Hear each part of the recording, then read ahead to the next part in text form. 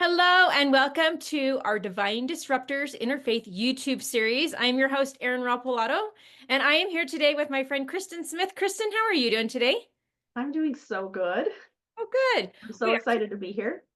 I'm excited to have you here. And during this series, we are looking at the different ways that God or our higher power, the universe, whatever we believe in, works with us in life and business and guides us in different ways. And so I want to introduce you just a little bit to Kristen. Let me tell you a little bit about Kristen. Kristen is a certified life coach and gut health specialist with over 30 years of experience. As a co founder of Body and Spirit, she helps clients heal physically through gut health and emotionally through mindset work and relationship coaching. Her passion is guiding individuals to strengthen relationships, especially with loved ones of differing beliefs, by fostering open communication, understanding, and emotional resilience. Drawing from her own journey of healing chronic inflammation and rebuilding a mixed faith marriage, Kristen empowers others to restore connection and create lasting harmony. She's a devoted wife, mother of four, and nana to three. And Kristen believes true well-being starts with relationships closest to us. And so we are so excited to have Kristen here today, and especially maybe to talk about her journey that she's had. And so, Kristen, tell us just a little bit more about you and how you connect with a divine power. Sure, I am so excited about this today. So, I am a native of Utah, so I've lived in Utah my whole life. So, I am a member of the Church of Jesus Christ of Latter-day Saints, and I have been my whole life. Um, and my journey, I would say, especially my faith journey, I've always been a believer. Like, it's just always felt good to me. I've church, going to church and doing the things that the church and the gospel taught, it just always felt good to me. But my husband and I were married, and we were married in the church 30 years ago, and he stopped going to church well, he just gradually stopped going to church, but it started about 2 or 3 years into our marriage. And I mean, to tell you the truth, like I had no idea how to deal with that. I felt like the church and the gospel teachings were one of the most important things to me in my life. And so when my husband didn't really believe the same things that I did, it was really hard. Mhm. It started out with being hurtful and I was sad, right? But then it like gradually grew to resentment. And we went, we had a relationship where it was probably a good 20, 25 years where we were not being very nice to each other, I guess I could put it. Like there were a lot of arguments, a lot of bad feelings, a lot of resentment on both sides, I Mhm. think. And it was about 5 years ago that I started down this journey of trying to figure out where and realizing, which is so funny that it took me this long to realize it, because I feel like the gospel teaching, this is what the gospel teaches anyways, but it was about me finding my own joy, right? Like I think I was relying on the fact that finding joy in my own life was supposed to result, he was supposed to be Part of helping me. He was supposed to be provide the joy. And that. because he wasn't doing exactly what I thought he was supposed to be doing, I wasn't happy. And when I finally started to realize that, it has made such a huge, huge difference in my life. And again, like I feel like that's what I was being taught. I just didn't understand how to do it. And I think that that happens with a lot of us when we're in relationships. And it's not just relationships between husband and wife, right? It's relationships between with kids or parents or siblings or whatever. And we have these really close relationships where other people don't believe or even just think the same as we do. And Mhm. it's not even just religion all the time, right? It's other It's things. But everything. a Yes. lot of times we have the mindset that if other people, and this is so funny because as a mom, even I remember saying this even out loud. I would think this a lot, but I would say it out loud and I'd be like, if everybody would just do what I said, if everybody would just do what I'm telling them to do, life would be so grand. We would all be happy if everybody would just do what I tell them to do, right? And I'm just learning as I'm going through this process that that's not the case. Mhm. Like, and it really is up to me to find my own joy, and it really doesn't matter what anybody around me is doing. I can be happy and I should be, Mhm. right? True. I love that. And I can totally relate, like, telling kids, like, if everybody just did what I told you to do, Yeah, right? things would all be wonderful. Because I thought Especially a lot, teenagers. yes, with teenagers, with little kids, you know, Yeah, I remember saying that a lot, and I have learned a lot too, just like even in the past few years of like when I was doing that and saying that, I was taking away agency and the power of choice in the person that I was talking to. absolutely. And then also, just kind of like you said, I'm requiring them to do something that's going to help me be happy and feel joy and fulfilled and like Right. make a job, that kind of thing. Yeah. Oh, this is gonna be so good. So, Kristen, so what what triggered that change probably 5 years ago, and then what are you doing still today that's helping to keep your mind in that healthy mindset? Well, specifically, I, like you said in my bio, I have a 30-year background my background is actually in education, technology education and training. And I found myself in throughout my whole career that I've had great opportunities in order to provide for my family. But a lot of those opportunities it was me sitting in front of a desk, right? And I think a lot of us can relate to that these days, where we have all these desk jobs, we sit in front of our desk all day long, every day, or we're on our phones, right? Mhm. And I specifically was not getting very much exercise, right? And then we were doing our best as a family to eat the things that we thought that were helping our body too. But like looking back now, like those options are just really hard, right? Like we would try to sit down as a family at least once a day and we would have a meal that we usually cooked out of a box, noodle-roni, pasta-roni, something like that. But we would try to have that and a meat and a vegetable or whatever. So I think we were doing the best we could. But other than that, we were like eating a lot of fast stuff, right? Like chips and anything we could grab and go, or eating out or whatever. And so I found myself not feeling very good physically. So about 5 years ago, I did start looking into like gut health and all that kind of thing. And I did realize that how important the things that we're putting inside of our body, right? Food is fuel. Mhm. And I had found myself at that point with hardly any energy. I was sitting in front of the computer all day. But once I started working on my gut health and feeling better physically, I noticed that I was able to put more effort into what I was into healing mentally too.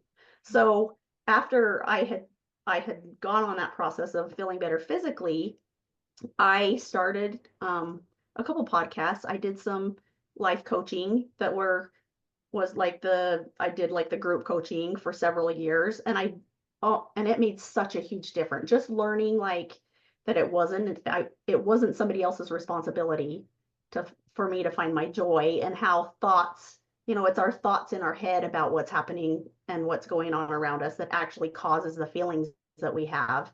Like when you say, like a lot of us say, like you hurt my feelings, or what you did hurt my feelings, which isn't even really true. Mhm. It's not what somebody else is doing that hurts my feelings. It's what I think about what they're doing that hurts my feelings. And I had done a lot of practicing and a lot of learning in that regard.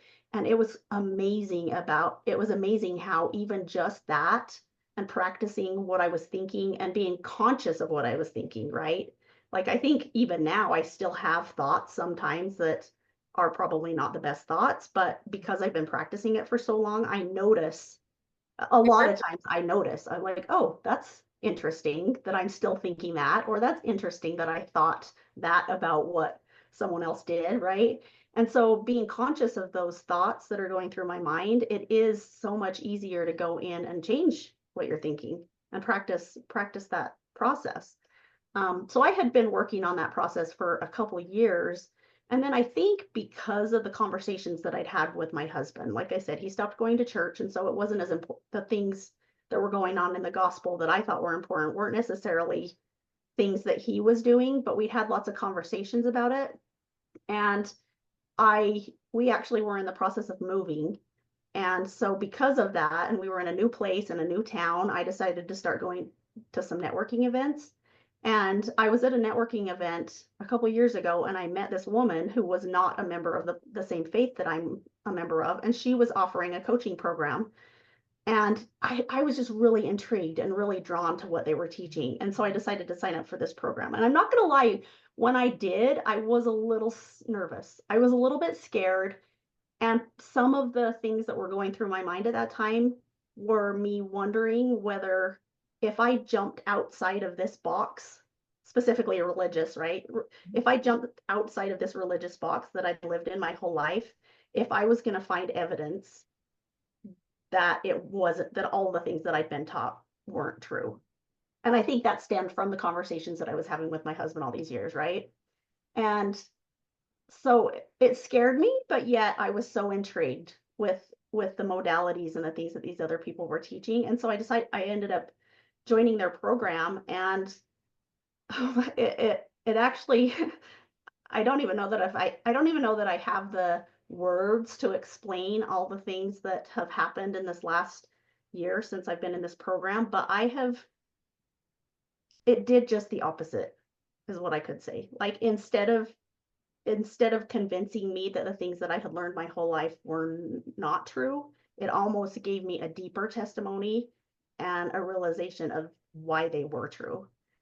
So they teach things in it using different words and using different modalities, but yet a lot of times I would sit there listening to them teach, and I'd be like, that's exactly this, that's the same thing that I've been learning. That's the same thing. And it gave me an understanding of the fact that that we do all believe in the same God, right? Like it doesn't matter what we call him, the universe, the God, whatever. There's a whole bunch of different ways, different cultures and different religions use different words, but it's still the same. The same thing. Yeah, it's been so interesting. Well, that just makes me think about principles. True principles are true principles no matter Yes, what. And I yes, I have found the same thing in lots of different spaces, like even in classes I'm taking that are like educational. So I have an educational background also, and I've taken classes here and there, and one person calls something this and something called that some the same thing something totally different. And when you start listening to them, you can find the connecting pieces and you're like, "Oh, yes, they mean this." And that's the word that that I relate with most. And then you find those and even just those commonalities, even though there are strains of differences. absolutely. And Yes. it's okay, and those differences are okay. And I Yeah, don't, they're not, doesn't make one better than another. It just is just different ways of thinking. And I really think the more that we learn from one another too, the more the more commonalities we see, but the more that we are open to seeing, like, this everybody's person different. comes with different life experiences, different circumstances, and I come from this part with these different life experiences and circumstances, but there are strains that intertwine and Absolutely. are very connected. Just recently, I got back from a trip with all of my siblings, which was amazing, and my parents, and we all grew up in the same house. We're like, there's 8 of us in 11 years, so like there was a lot of closeness, you know. But I was just amazed, just thinking when I was with everybody, I was like, just looking to see how different each of us are. I mean, we've all been living on our own for, more than 20 years, but it's just that there's so many connecting points, but there's still a lot of differences. But that is what makes us beautiful and whole, I think, as a, Yes. as a family. Yeah. Absolutely. And I think that was one of the misunderstandings that I had most of my life, was that I was being taught all these things that we were supposed to be doing, but yet I feel like there is a misunderstanding that we're supposed to do all of those things, that we Mhm. have to do all of those things, right? Whereas I think it's more meant to be. I think the reason that there are so many different things that we are taught is because each one of those things, if we do one of those things, it brings us closer to our Heavenly Father, right? It Mhm. it does help the relationship between me and God. But each one of us is different. Mhm. So there are so many different things and so many different modalities of it that each person is different, that really the responsibility is for us to find the ones that are Yes. that will help us, each one of us individually, right? So I think I had an understanding or a misunderstanding that because this other person didn't do it the same as I did it, and even eventually, like I think I believe wholeheartedly that eventually we'd all do it the same. We would all believe the same. And I'm learning that I don't think that's really the case. I Mm-mm. think that we are all learning to grow to be the best person that we can become, but that doesn't mean we're going to be the same as the other person. And I think it was easier to understand that as far as like, obviously we're all different with different color hair, different color eyes, different color physical appearance, right? But it wasn't until just recently that it finally clicked in my own understanding that a testimony of Jesus Christ or God is also another way that we're different. And so those testimonies are always going to be different. They're never going to be the same for each of us, right?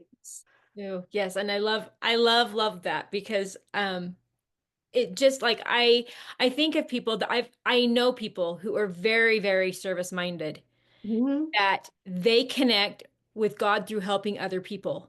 Yes, You know what? We need those people. We need absolutely. people that are like that. We need people that are very, meditative and love to ponder and that, like to pray and just like to be in that quiet stillness. We need people like that. We need their insights. We need their the ways that they share.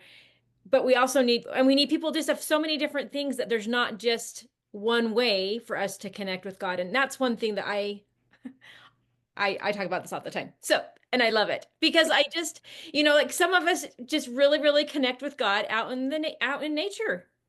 And some of us have to move our bodies and Right.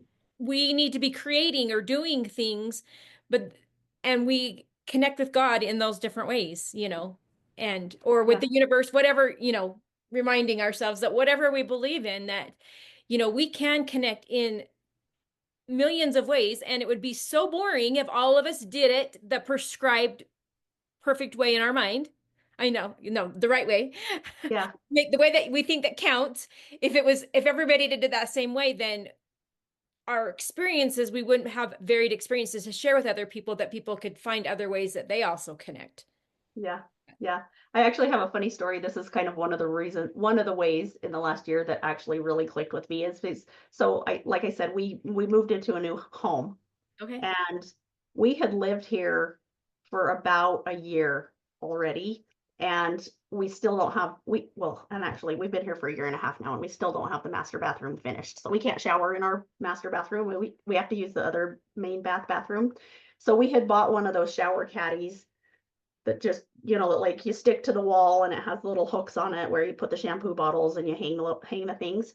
Well, we had lived here for about a year, and every time I would shower, I would take my razor and there's these two little hooks on the side of the shower caddy, right? And so I would take my razor that had the small little triangle hole in it, and I would like try to hook it on this hook.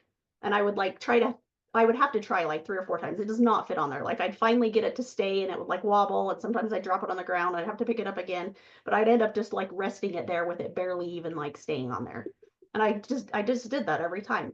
And uh, like I said, we'd been here for about a year when one day I got in the shower and that razor was sitting on the two hooks like this. So instead of I kept doing it like this, and it was setting on the two hooks over the top Yeah. of it. And I thought to myself, so I obviously it had probably fallen on the ground, and my husband got in and he just put it on there the other direction. Proper way. Yeah. I looked at it and I thought to myself, I was like, huh, that's probably how you're supposed to do it. Right? Probably. But my brain did not even register. Like I literally would have kept doing it the same way that I was doing it for the rest of my life. Like I would have never recognized that I was supposed to be doing it the other way. And it was just at that point that I was like, okay, my husband thinks totally different than I do.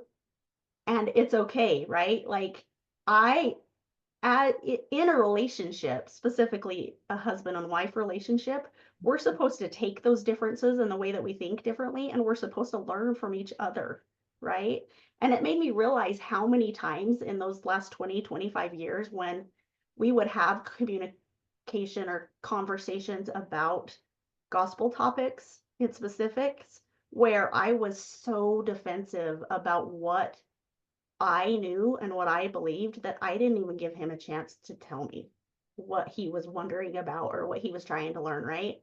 And so in these last couple of years, I have been more open and I've tried to be more less defensive towards what I'm actually thinking and actually let him communicate to me what he's thinking. And it's been so interesting because he has a lot of good points that I just wasn't even letting him communicate. And now that I'm being conscious and understanding that, I mean, for sure, still we have some little bickering things, and we're not perfect and we're still trying to figure it out, but we have been able to have the most amazing conversations. And it's so interesting because when I started this process, my healing journey, he didn't ever act interested in it, right? Like, because me, I'm like, hey, I'm doing all this coaching, or I'm learning all these things. You should come do this with me, or you should take the gut health supplements, or you should do all this thing. And he's not interested, right? Like, he's like, that's not how I do things. I'm not even, whatever. You're Mhm. doing your thing, you do your thing. Don't worry about me. And it would be frustrating. I'd get frustrated because I was just like, you don't even care what I think. You're not even listening to me. I'm the only one that's trying to be better. Why do I have to be? I'd get in my head, Mhm. total victim mode, and Oh be yeah. like, why? Why am I the only one that has to do all the work? Why do I have to do all the things? But it's been so interesting because the process of me working on myself is changing him too. And I'm pretty sure if you were to ask him at this point, he would say that as well, even though like that we're both trying to work on it together, right? Where Yeah. I was just so defensive for so long and not understanding and letting him speak his mind that it we were so resentful toward each other. And it's been so healing and so amazing. Like I don't even have the words really. Like it's priceless. I Sure.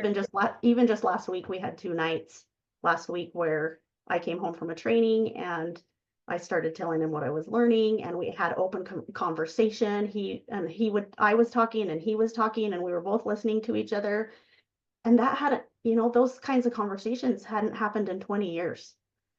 So, yeah, I'm like you can't put a price tag on that. No. Like it's amazing. I mean, he still doesn't go to church with me, but that's okay. Like I don't even know that that's my goal anymore.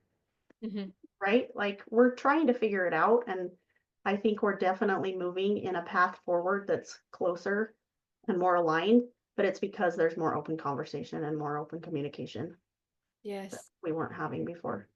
Oh, So, that's amazing. And that is also I think, sometimes we feel drawn to do specific things for ourselves and we think other people should do the same thing. Like I don't know yeah, if you like you I'm doing this, you should come do it with me, but other people have their own ways of doing what, what is right. And it makes me think about like so many years ago I had my grandpa passed away and that was my first, really really close person. I mean, this is over 15 years ago now. But I mean, I was like it was just really hard because that was the first person close to me that had passed away. And I had conjured up in my mind all these ways that I felt if so and so, if my friends or my whoever does this, then I'm going to know that they love and care for me.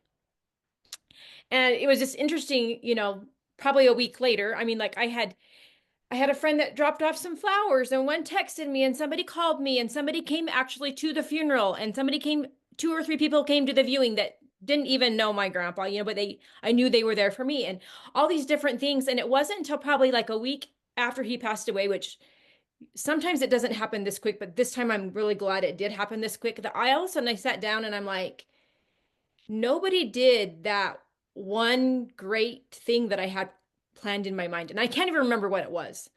But I started to see like, okay, well, this person showed up at my doorstep. This person did this. And I realized like if everybody had done that one thing, I would have had way too much of that one thing.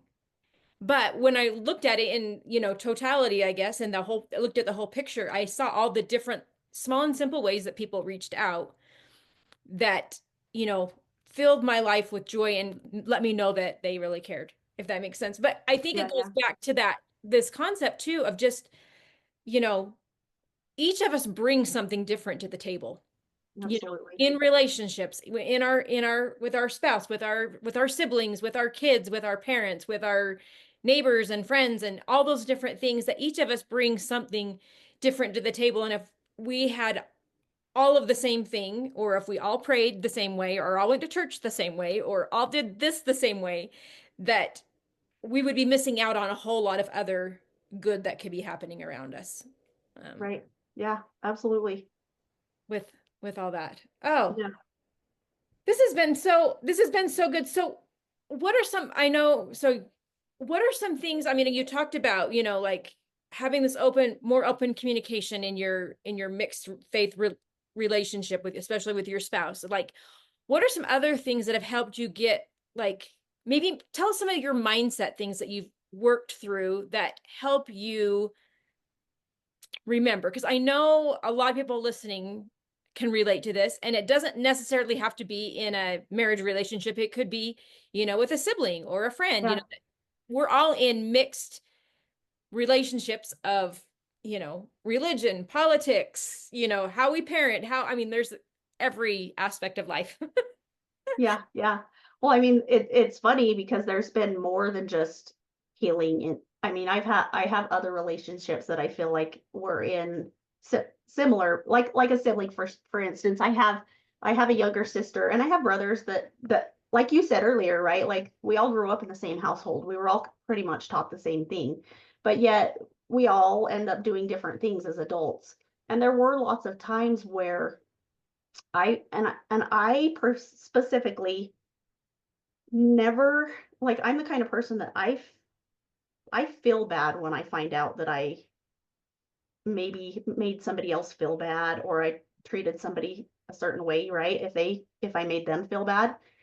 But as I was going through those same years, I had siblings that made choices that were contradictory to what maybe the church teaches, right? And I remember having conversations with some of them where it was like, and I feel like my intent was, talking to them and saying stuff like, hey, if you weren't doing this, then your life would be better. And if you would just come to church, like, or do the things that we were taught and that our parents taught us or whatever, then your life would be better. And I remember them replying many times in many conversations, right? They would say things like, stop judging us, stop judging me. And to me, I was like, I'm not judging you. Like, I'm not judging you. I don't care what you do. I just know that I've been taught that if you do it this way, then your life will be better. Mhm. And I remember when I started this journey of learning, um, I had a conversation with my youngest sister, and I was telling her that I was learning these things and that some of the conversations that were different between my husband and I, and some of the conversations were different between her and I as well, right? And I remember telling her that I was learning this, and she was like, yeah, I told you, like she was literally like, it's about time like she was, because my words to her were, I realized that I was judging you. Like I didn't think I was. I really didn't at the time. But now that I look back and going through the things that I have, I it was with it wasn't with an intent of being mean, but Yes. I really was still judging them, right? Whereas now I'm realizing that it's when we talk about judging other people, it's more about curiosity still again, right? Like an agency. Mhm. And that, yeah, we each individually have the ability to choose. And that's what's amazing about this life anyway, is that we have that ability to choose. And it's not my place as a sibling, as even a mother. Like for sure, when our kids are little, then we're teaching them and we have to discipline them and do all those things. But now that my kids are all adults, like it is not my responsibility to tell them they're doing something right versus something wrong, right? for sure I can have an influence on them. And maybe there's times when conversations lovingly can happen, but really it's my place to love these Mhm. people, not my place to tell them what they're doing is right or wrong. Yeah. Because what is right or wrong? We don't even, you know.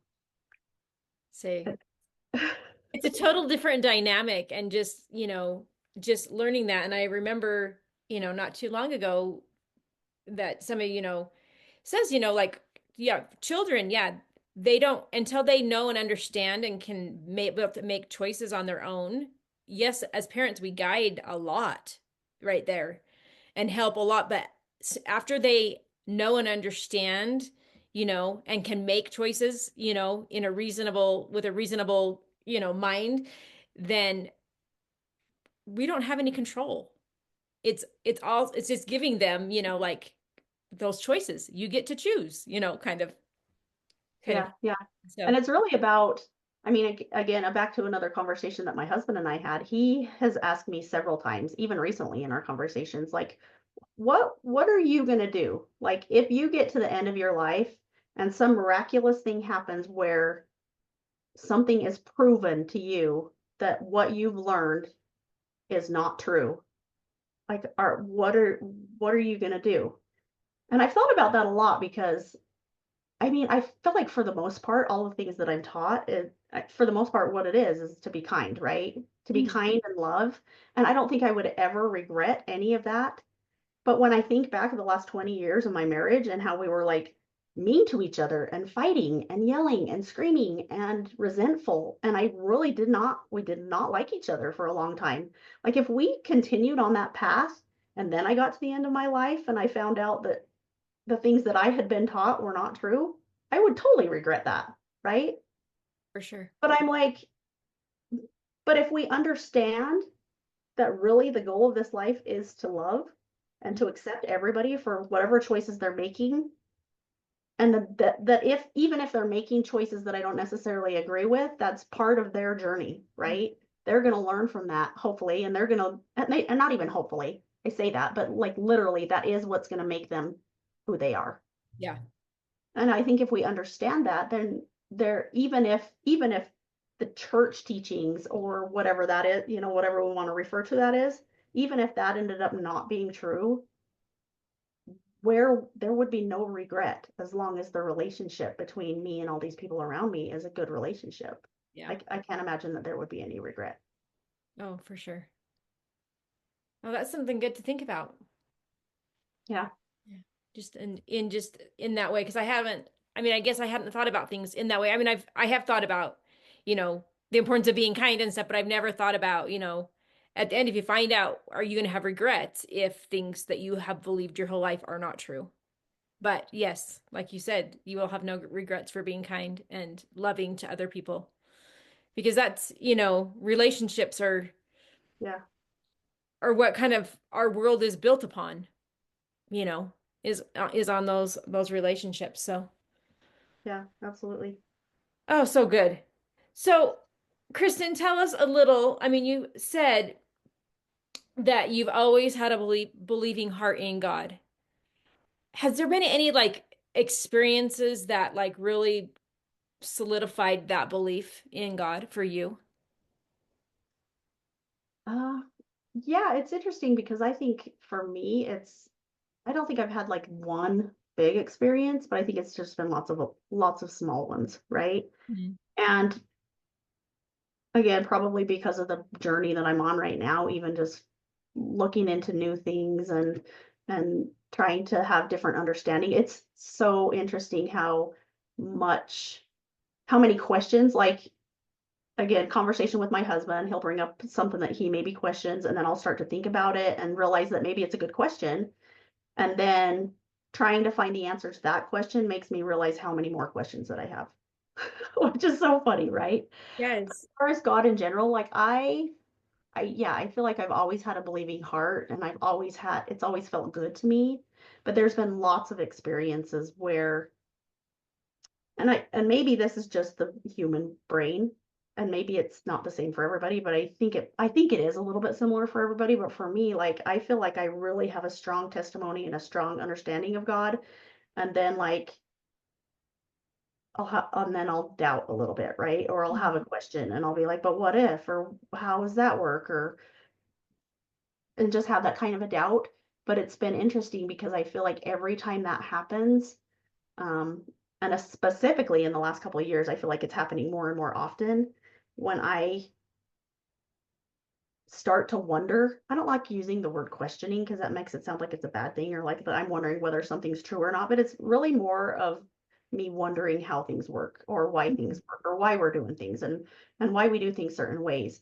And I feel like I've started I if I have a specific curiosity about something like that, I start thinking about it and I start wondering about it in my mind. And literally, there's been so many times where the next thing I know, I'm listening to a podcast or a church talk, or I'm sitting in church and somebody's talking about it, or I have a conversation with somebody. I feel like a lot of my prayers are answered through other people. Mhm. Um, and that's probably because my mind's always running 1,000 miles an hour, and I really do have a hard time, like with meditation and prayer.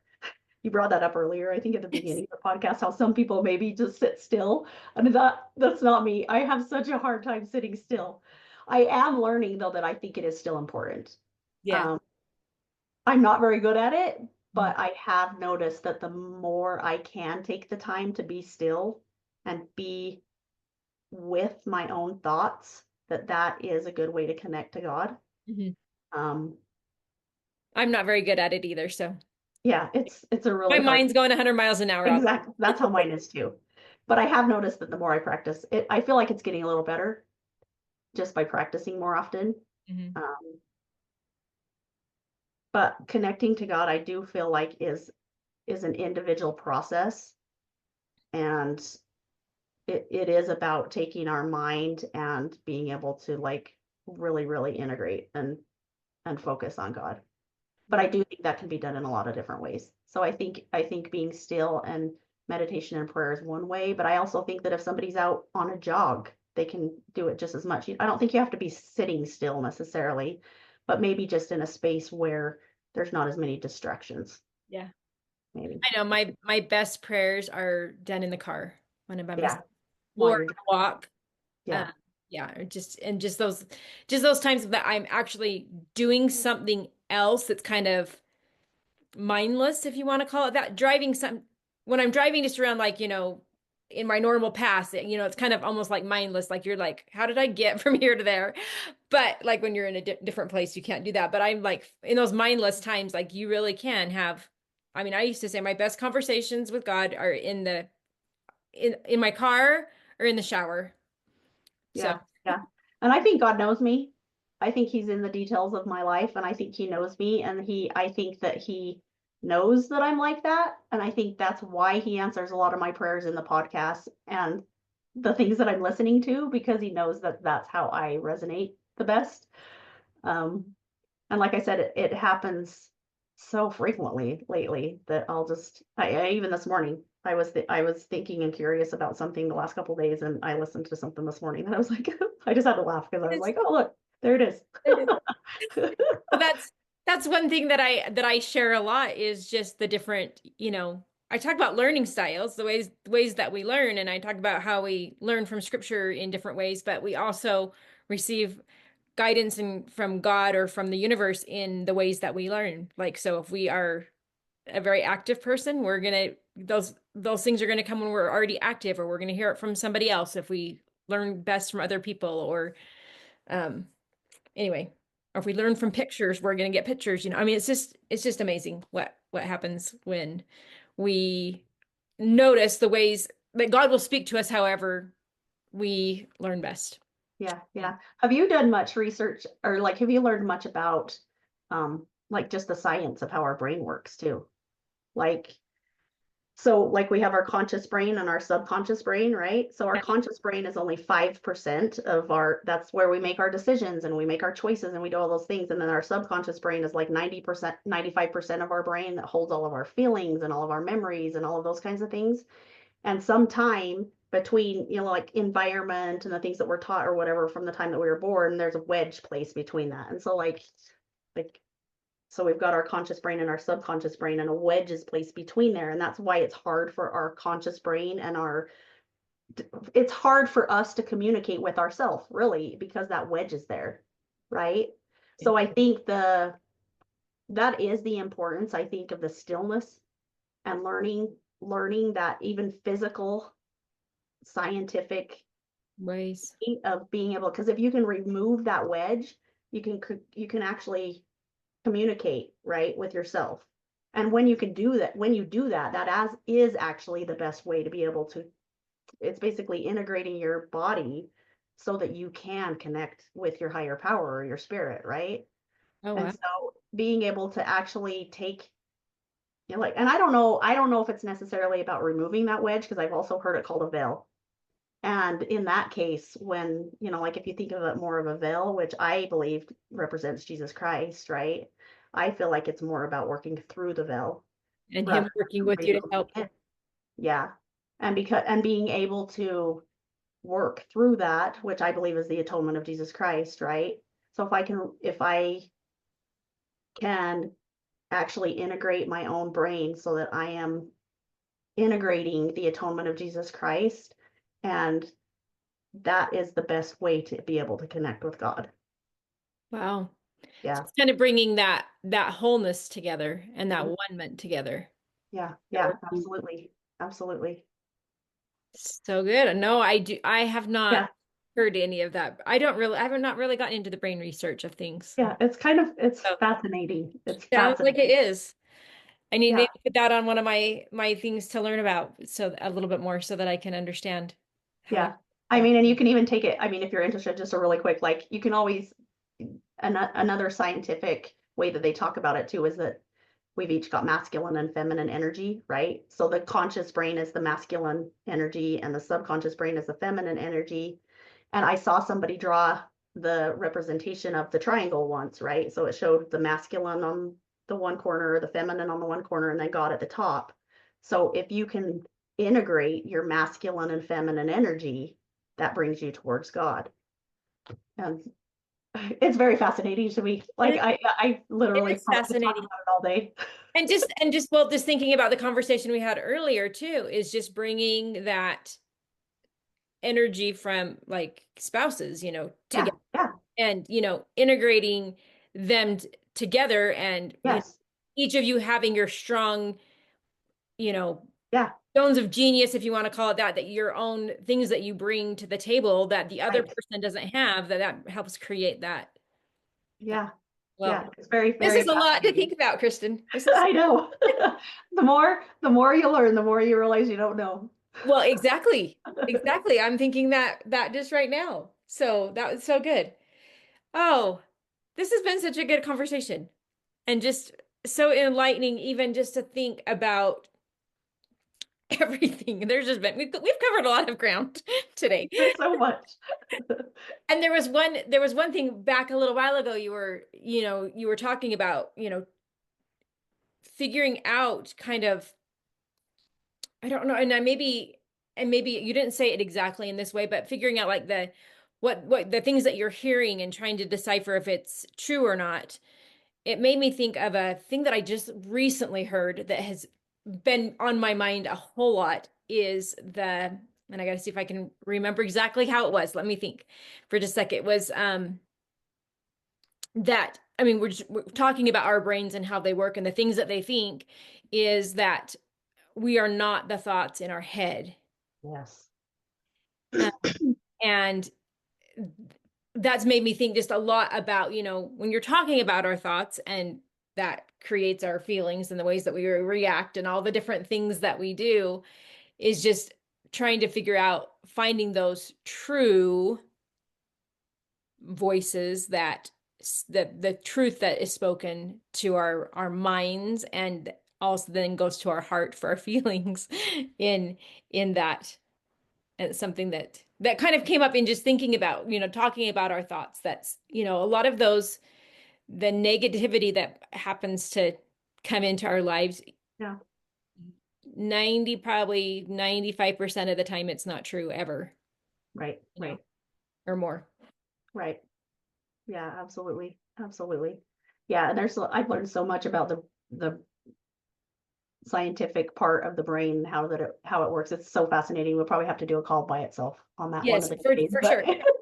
it's so I've never intriguing. did good in science, so I kind of shy away from the scientific stuff. Yeah, and I never did either. Like for most of Okay. my life, I just accept, I didn't really even have any interest in learning it, but it's just been recently that I'm like very, very intrigued about how it is. And just like you're saying with the thoughts are not, the thoughts inside of our head are not us. But usually the thoughts in our head are being caused by probably something in our subconscious, right? The whole purpose of that subconscious brain is to keep us safe. And you've Mhm. probably heard that before, Oh right? yeah, Like oh definitely. our bodies get into fight or flight, and a lot of times emotionally, a lot of times because of things that have happened in the past, our subconscious is holding on to those emotions that we don't necessarily think about all day long with our conscious brain, right? Like we don't even realize that this thing that happened when we were 5 years old caused an emotion that got stored somewhere in our body. And sometimes even physically, it can present itself, right? Like Very, yeah. they're like back pain, or just any kind of ailment or thing that's happening to your in your physical body. If it's something that I mean, obviously if you got hurt, then your body's gonna have a symptom.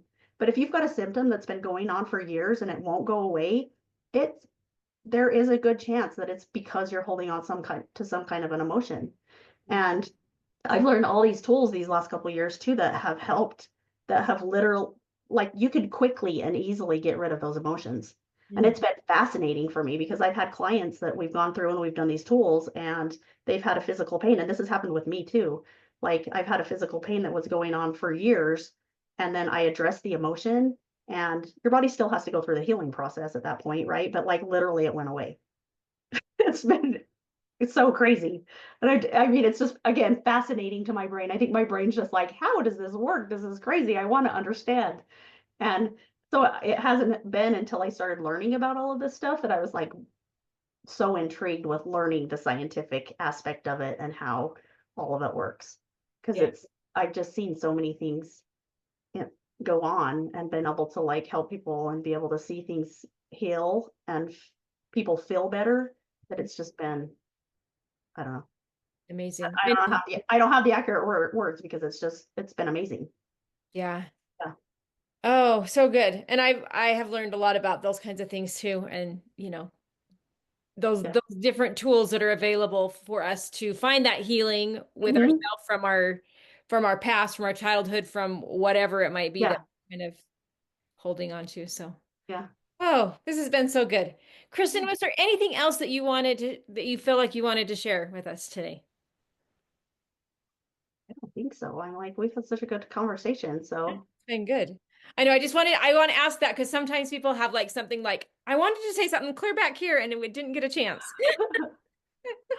So, well, thank you so much, Kristen, for being here on the Divine Disruptors YouTube series that we're doing. And the show actually is what it's going to become. And just reminding us that there are just so many ways that we can build our lives with God, with a higher power in different ways, but yet are so similar. I think yes, that's the one thing that I'm finding out is that these things that we think are great big differences really are not as big right. as we think that, thinking about different relationships and different things that are going on, really those differences are what help make us whole, like we kind of talked about today. Those differences make us whole and make us, that working together, that meshing together is what, aligns us more with God and with that higher power when we have somebody with us that we're, might be doing things we think are totally opposite and are not the right way, but really in actuality, when we think about it, they're complementary in that way. So Yeah. Yeah. I totally love that. anyway, well, thank you so much, Kristen, for being here today. And we will see you again next time for another conversation about, well, we will be talking about different ways that we connect with that higher power. So thanks again. We'll see you next time. Thank you. Thanks. Thank you, Kristen. Yeah. Oh,